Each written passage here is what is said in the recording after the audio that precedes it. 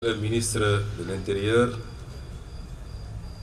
Monsieur le général de corps d'armée, chef d'état-major des armées, général des armées, Monsieur le général de division au commandant de la gendarmerie nationale et directeur de la justice militaire, Monsieur le général de division, inspecteur général des forces armées, Monsieur le vice-amiral, chef de l'état-major particulier de son Excellence, Monsieur le Président de la République, Monsieur le général de brigade, commandant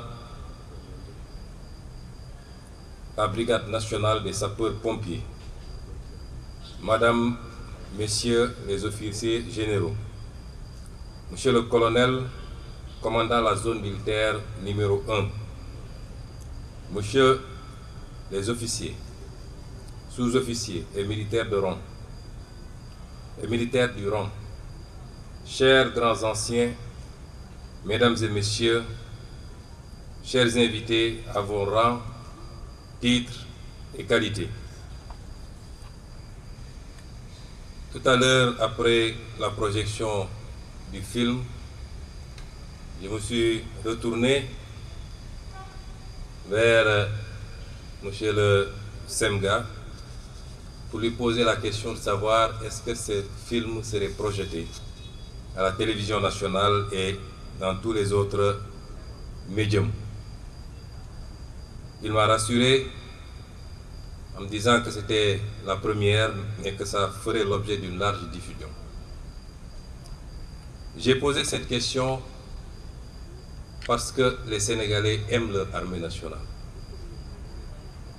Ils l'aiment plus que toute autre institution, tout groupement et toute individualité.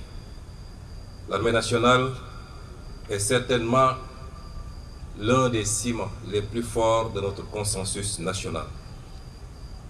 C'est donc avec un plaisir et un grand sentiment de fierté que je me joins aujourd'hui à vous, Monsieur le ministre des Forces armées, accompagné des membres du gouvernement, pour présider cette cérémonie officielle de lancement de la campagne nationale de solidarité au profit des militaires blessés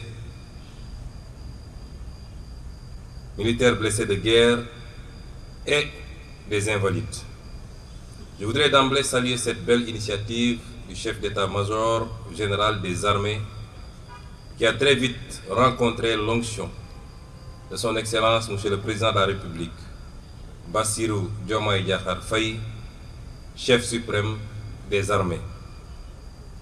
En effet, cette activité majeure qui nous réunit aujourd'hui est au cœur de sa vision et de l'engagement du gouvernement au service de nos concitoyens.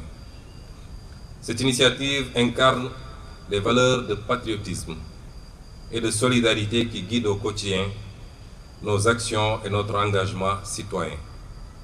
En vérité, elle est un événement national traduisant la reconnaissance de la nation toute entière envers ces dignes filles et fils qui, aujourd'hui, sont blessés ou malades en défendant la patrie.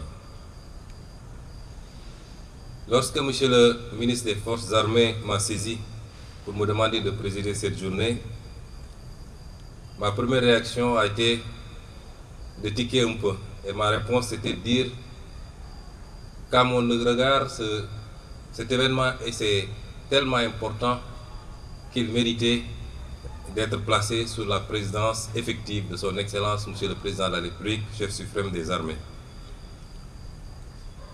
C'est vous dire donc que les blessés en opération et les militaires mutilés de guerre nous rappellent, si besoin en était, le véritable sens de l'engagement patriotique. Ils ravivent la mémoire de nos compatriotes, issus de toutes les forces de défense et de sécurité, tombés au champ de l'honneur pour la souveraineté de notre pays, sa sécurité et la protection des populations et de leurs biens. Je m'incline donc pieusement devant leur mémoire et réitère toute ma compassion à leur famille. Partout où ils reposent, que la miséricorde du Seigneur les accompagne.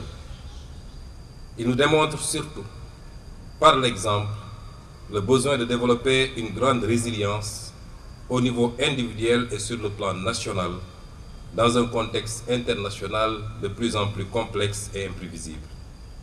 À ce titre, je rends un vibrant hommage à nos forces de défense et de sécurité pour leur engagement sans faille, en tout temps et en tout lieu, auprès des populations, afin d'assurer la défense de notre territoire national, et ceci au prix de leur vie. Pour cette raison, je voudrais ici les citer en exemple pour notre jeunesse.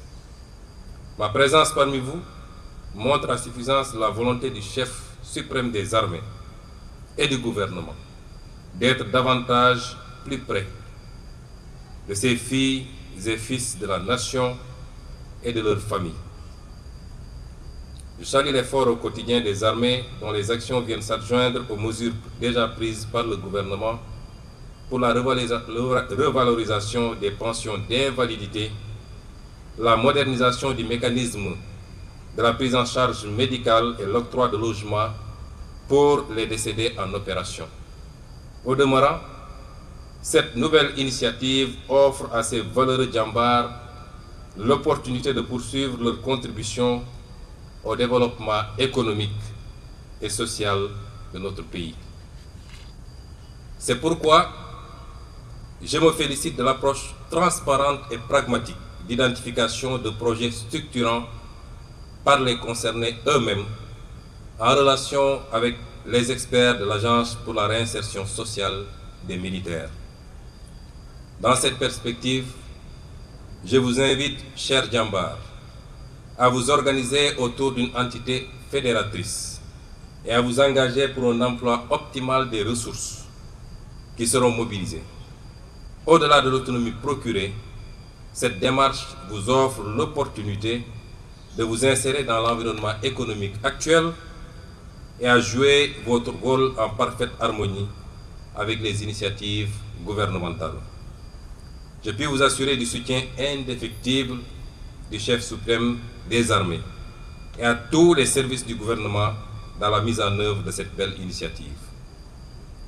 Au-delà de la volonté du Dello Njukal, signe de reconnaissance des sacrifices que vous avez consentis, cet élan de solidarité est une manifestation de la communion armée-nation, notion très chère à son Excellence le Président de la République.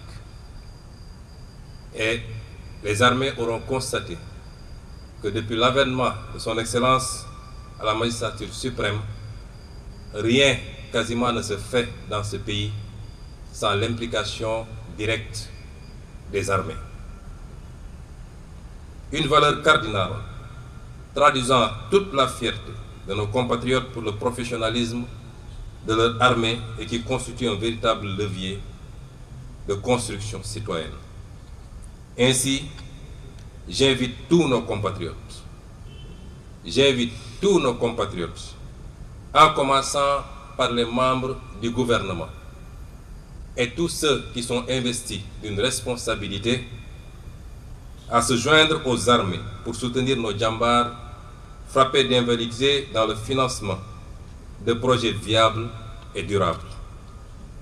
Je réitère mes félicitations et encouragements au ministre des Forces armées, au chef d'état-major général des armées et à tous les acteurs impliqués dans l'organisation de cet événement important. Je remercie également les partenaires qui se sont déjà manifestés en donnant l'exemple pour accompagner cette cause nationale. Sur ce, tout en vous souhaitant un succès éclatant, je déclare ouverte la campagne nationale de solidarité Dello Njukal aux militaires blessés en opération et mutilés de guerre. Soyons tous solidaires de nos djambars. Je vous remercie de votre aimable attention. On nous tue, on ne nous déshonore pas.